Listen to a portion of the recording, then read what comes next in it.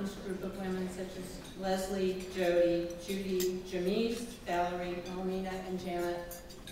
As you saw in the video, I grew up also in a small town in Ohio, just outside of Canton, Ohio, which is the birthplace of professional football and the site of the Professional Football Hall of Fame. So sports played an important role in our community during the early 1960s. During the summers of my youth, our community offered various team sports for boys, but there was very little organized activity for girls. We had Cub Scouts and Boy Scouts, but no Girl Scouts until a few years later when I was in high school. Perhaps they couldn't find any willing mothers because it was the baby boom years and they were all taking care of children. However, I was an avid reader and I used to read 3 to 4 books a week during those summers. I really liked biographies, especially those that had to do with women.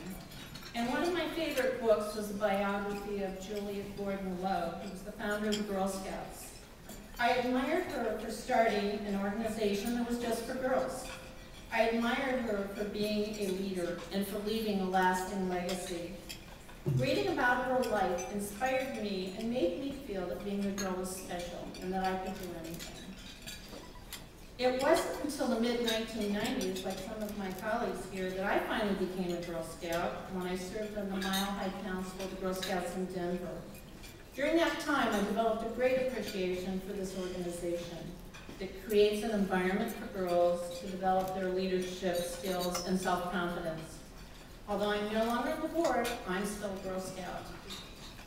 I began my professional career as a newspaper reporter, and then became the first woman editor of that newspaper.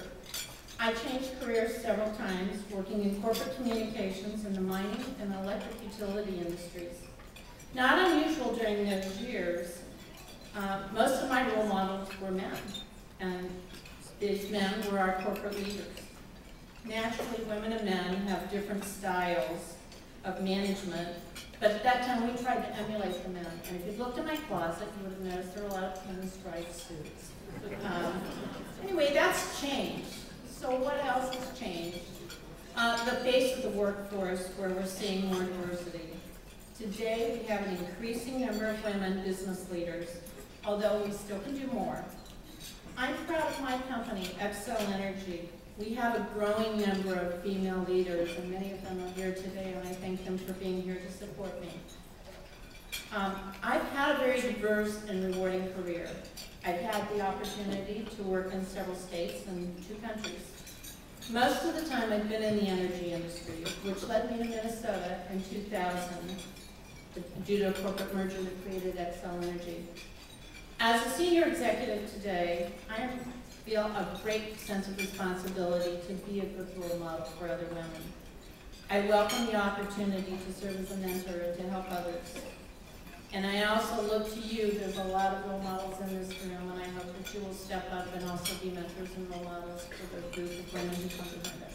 Thank you.